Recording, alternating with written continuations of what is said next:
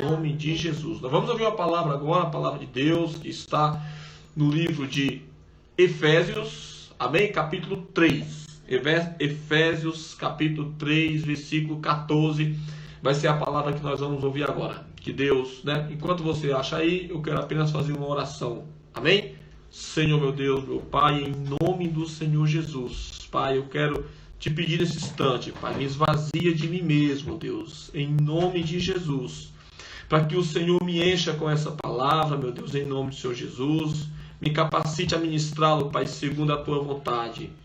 Meu Deus Todo-Poderoso, que nesse instante, Pai, o Senhor seja a condução desta célula, que o teu Espírito Santo, Pai, toque em cada coração que está diante desta célula, nas famílias, Pai, quebrantando os corações, endireitando os nossos caminhos, meu Deus, em nome do Senhor Jesus, e trazendo sobre nós, Pai, nesse instante, as tuas palavras para a honra e glória de Jesus. Amém.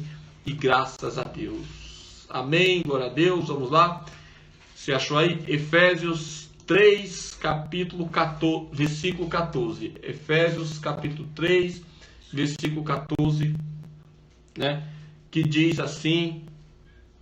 Vamos ler aqui em nome de Jesus, o que diz essa palavra? Diz assim: Por essa razão, dobro meus joelhos perante o Pai, de quem toda família nos céus e na terra recebe o nome, para que, segundo as riquezas da sua glória, vos conceda que sejais interiormente fortalecidos com o poder pelo seu Espírito, e que Cristo habite pela fé em vossos corações, a fim de que, arraigados fundamentalmente em amor, vos seja possível compreender juntamente com todos os santos a largura, o comprimento, a altura, a profundidade desse amor. Assim conheceis esse amor de Cristo, que excede todo o entendimento, para que sejais preenchidos até a plenitude de Deus. Aquele que é poderoso para fazer bem todas as coisas, além de que pedimos ou pensamos, pelo poder que age em nós. A ele seja a glória na igreja e em Cristo Jesus, por todas as gerações, para todos sempre. Amém. Amém, glória a Deus, em nome de Jesus, né? Que nos traz essa palavra hoje? Ela vem nos falar um pouco, né, de entendermos mais o que Deus quer para nós, em todas as áreas da nossa vida. Mas o mais importante do que Deus quer nos entregar é a nossa salvação, que fique isso bem claro. Amém, glória a Deus. Nós somos dependentes de Deus em tudo, para sermos o que somos, para fazermos o que fazemos, para irmos aonde queremos ir, para entendermos o que queremos entender. Somos dependentes de Deus em todas as coisas, né? Eu lembro que no ano de 2014, 2015, né, numa das células, eu lembro dessa data mais ou menos, que era nesse ano. Eu estava ministrando uma célula e eu falei assim que o homem descobriu tanta coisa no mundo, né, inventou tanta coisa. Eu vi agora que nos Estados Unidos houve um transplante de coração e aplicaram em um ser humano o coração de um porco, né? Eu vi que uma pessoa teve uma vesícula, parece que foi colocado na pessoa uma vesícula artificial, problema de diabetes, né? Então, a vesícula não, aquela que solta a insulina lá, se é a vesícula. Bom, foi resolvido esse problema, né, da ventrícula, acho que é ventrícula, acho que é isso, né? Se alguém souber o nome, quiser colocar nos comentários, né? Artificial, para ficar injetando insulina na pessoa artificialmente, né? Então, para você ver aonde a ciência chegou, e o homem muitas vezes se acha poderoso por todas essas coisas, né? Mas no ano de 2014, aqui em São Paulo, cessou a chuva e acabou a água, né? A água ficou pouca. Acho que muita gente está aqui assistindo, até sem ser de São Paulo, deve lembrar desse episódio, o desespero, né? Para a gente que mora aqui, a gente sabe o desespero que foi dos governantes e das pessoas por essa falta de água, né? Então o homem descobre tanta coisa, né? Mas Deus tem que dar a matéria-prima. A matéria-prima vem de Deus. Naquele tempo foi um desespero. Amém? Então, esse nosso Deus é poderoso para fazer tudo, infinitamente mais, abundantemente, além do que possamos imaginar, do que possamos pedir, ou do que possamos desejar, ou necessitarmos. Ele pode fazer infinitamente mais. Amém? E ainda fecha com uma palavra, né? Daquilo que pedimos, veja que nessa passagem a palavra de Deus utiliza 4 advérbios, né? Diz aqui, eu não sou muito bom português, né?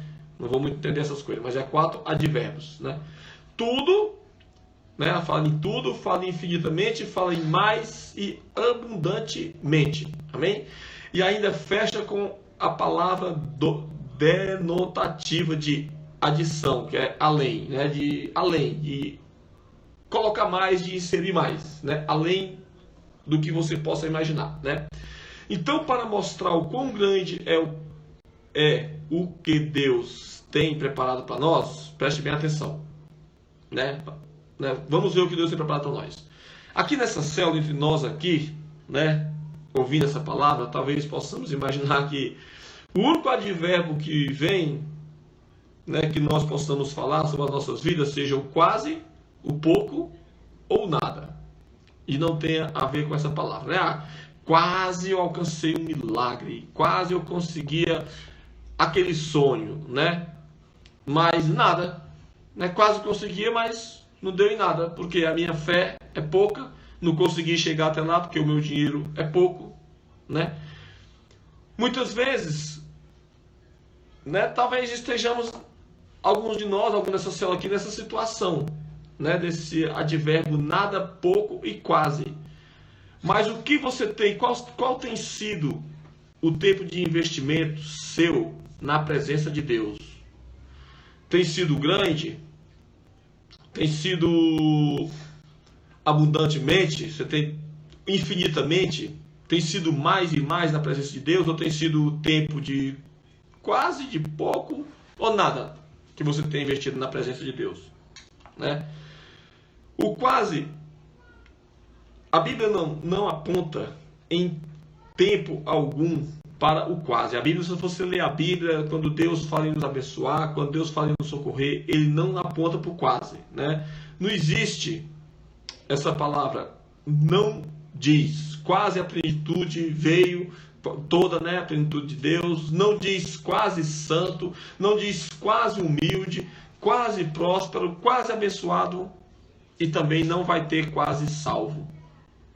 Ou você é abençoado, ou você é próspero, ou você não é, ou você é humilde, ou você não é, ou você é salvo, ou você não é. E de todas as coisas que nós vivemos hoje, com certeza a melhor vai ser a nossa salvação, né? Onde a Bíblia diz que nem olhos viram, nem ouvido ouviram, jamais penetrou no coração do homem aquilo que Deus tem preparado para os que o amam. E os que o amam a Deus, quanto tem buscado dele? Quanto tem investido de tempo na presença dele, meus irmãos? Nós estamos, né? Passamos já o primeiro mês desse ano, já estamos no terceiro dia do segundo mês. Amém? Só faltam 11 meses para o final do ano. Glória a Deus por isso, né? Qual tem sido a mudança que nós temos trazido para nós termos um ano melhor? Porque eu ministrei aqui no começo do ano. Todos a gente faz projeto, vai ser melhor, vou mudar, né?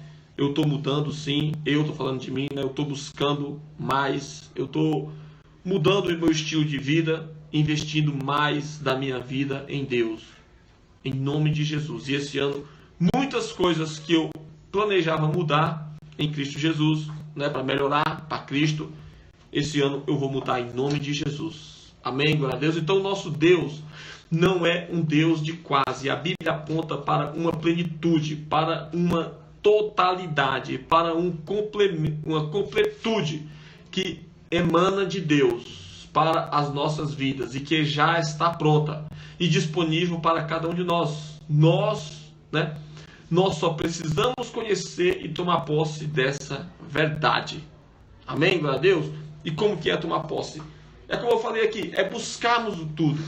Se nós queremos tudo, nós temos que investir o nosso tudo.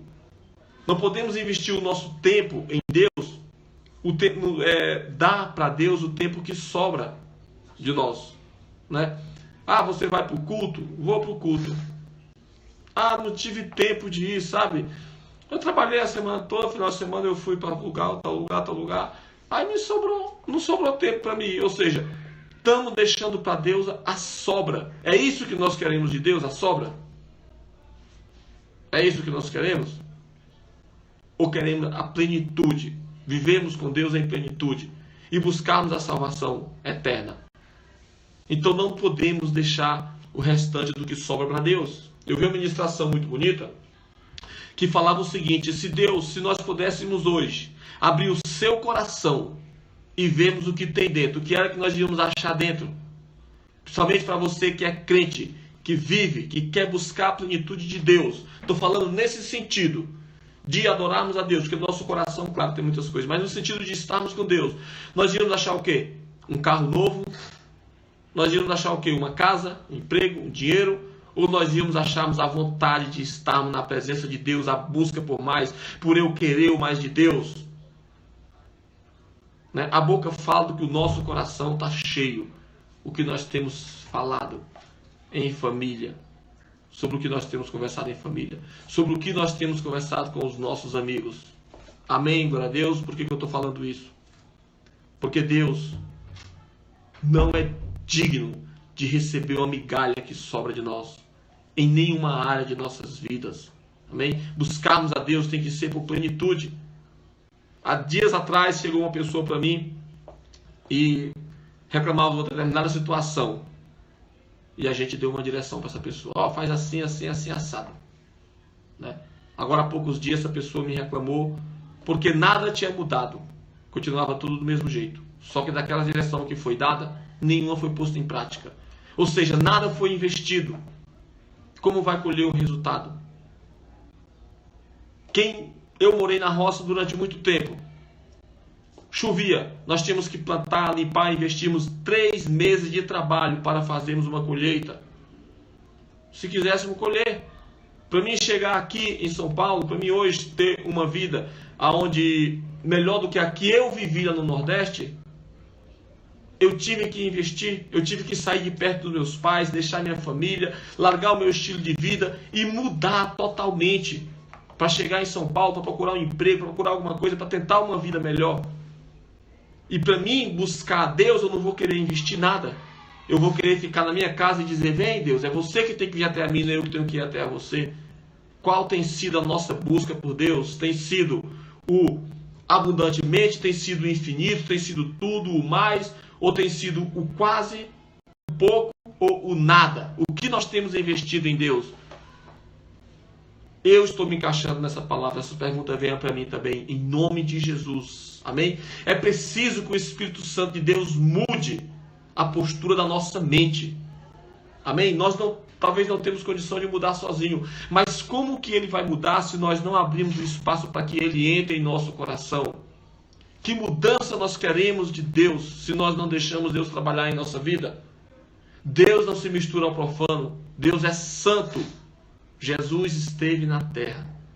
Ele deixou a glória, ele deixou toda a majestade e veio habitar em meio ao pecado. Só que ele não se contaminou com o pecado. E cada um de nós sabemos o que é certo e o que é errado. E Jesus não se contaminou. E ele não se contamina com o pecado. Ah, mas ele andou na mesa dos pecadores, jantou com os pecadores, conversou com os pecadores. Tudo isso ele fez. E ele faz nos dias de hoje. Mas ele não vai habitar dentro de nós enquanto formos profanos. Enquanto vivemos na tribulação, na vontade da nossa carne. Jesus não vai habitar dentro de nós se não tomarmos um rumo na nossa vida, se não decidirmos verdadeiramente o que nós queremos. A Bíblia diz em Apocalipse 3, Jesus mesmo fala daqueles que são mornos. Antes fosse frio do que morno, porque sendo morno eu te vomitarei, seja quente, ou seja aquele que busca com fervura, ou seja frio, não busque nada.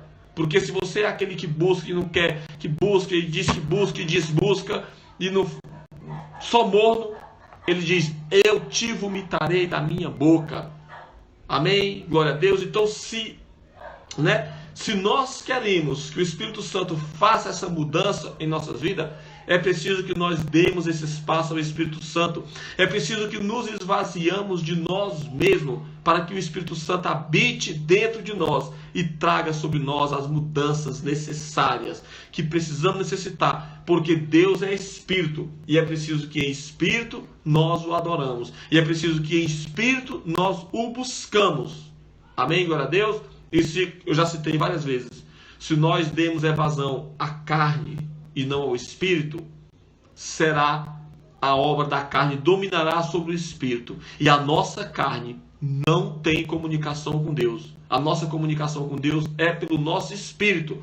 Portanto, temos que lutarmos e deixarmos o nosso Espírito avivado dentro de nós, praticando os frutos do Espírito que estão em Gálatas 5:22. Amém? Glória a Deus. Boa noite, Domício Moraes. Seja bem-vindo em nome de Jesus.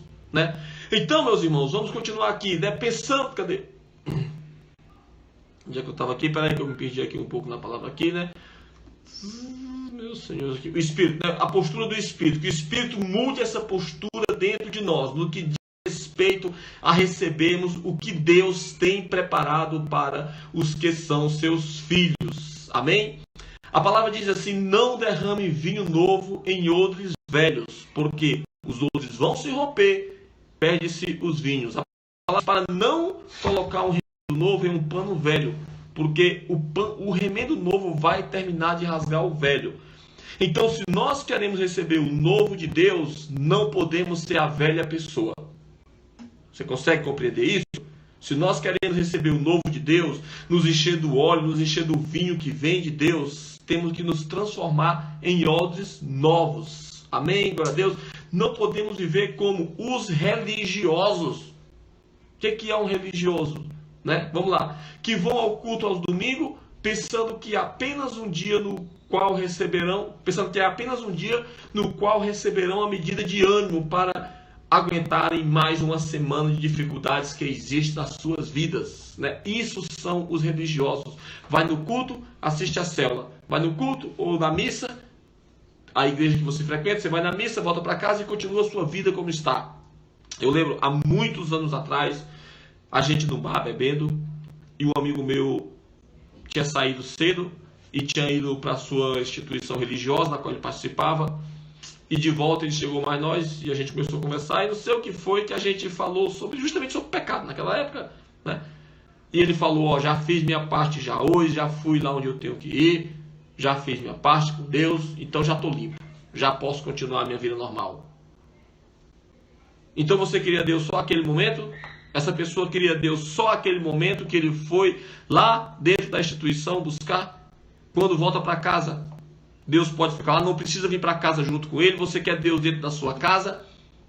Você acha... Se você quer Deus dentro da sua casa, eu te faço uma pergunta: como você se comporta na igreja que você vai, que é a casa onde você sabe que Deus está ali? Como você se comporta dentro da sua casa? É o mesmo comportamento? Se você precisa se comportar dentro da igreja porque Deus está ali, dentro da sua casa não necessita, você pode se comportar de qualquer forma, Deus vai estar com você. É simples imaginar. Amém? Glória a Deus. Então, não seja um religioso que vai a um culto ou uma missa, dependendo da instituição que você frequenta, vai no meio de semana a uma oração que tem, ouve uma palavra de célula e continua a sua vida sem mudanças, sem buscar a Deus no coração. Eu comecei essa célula falando que eu decido mudar muitas coisas na minha vida, em nome de Jesus. Amém, glória a Deus. E se alguém aqui, algum de nós aqui, nos identificamos com o que está sendo ministrado aqui, primeiro eu te peço, não receba isso na alma, não se sinta afrontado com essa palavra, tá? Se você se identificou com algo aqui, apenas creia que hoje será um dia que Deus escolheu para fazer uma mudança em você, e por isso você está aqui. Não adianta nós olharmos e falarmos: essa palavra é boa para fulano, para um amigo meu. Se fosse boa para ele, Deus tinha trazido ele para ouvir a palavra e não a você. Amém, glória a Deus? Então, hoje, creia, hoje é tempo de mudança. Temos que crer que todas as vezes que nos expusemos, né? Que nos estamos que nos ai meu Deus do céu, nos expusemos, nos preparamos aqui. Estamos aqui à vontade para ouvir a palavra de Deus, né? Chegamos até aqui para ouvir a palavra de Deus, seja em um culto de celebração aos domingos, seja na instituição religiosa que você vai, posso falar assim, que é bem entendido, ou em uma reunião de célula. Amém?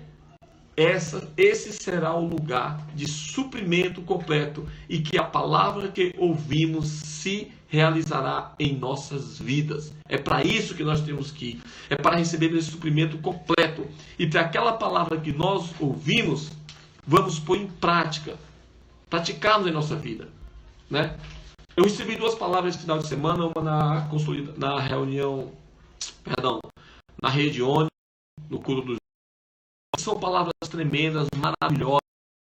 Eu fui para levar minha filha, agora eu estou indo porque Deus está falando comigo naquele lugar. O culto de domingo foi muito abençoado, uma palavra que destruindo o sofisma em nossas mentes.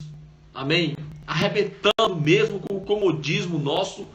Foi uma palavra maravilhosa, né? Eita, lancei aqui, né? Mas eu não posso chegar lá, simplesmente ouvir aquela palavra e voltar para casa vazio.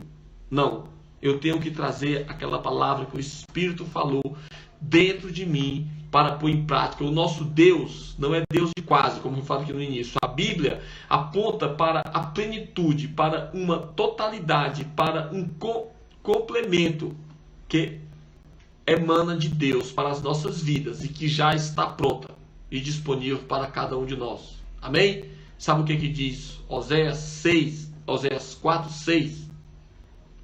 O meu povo perece porque lhe falta o conhecimento.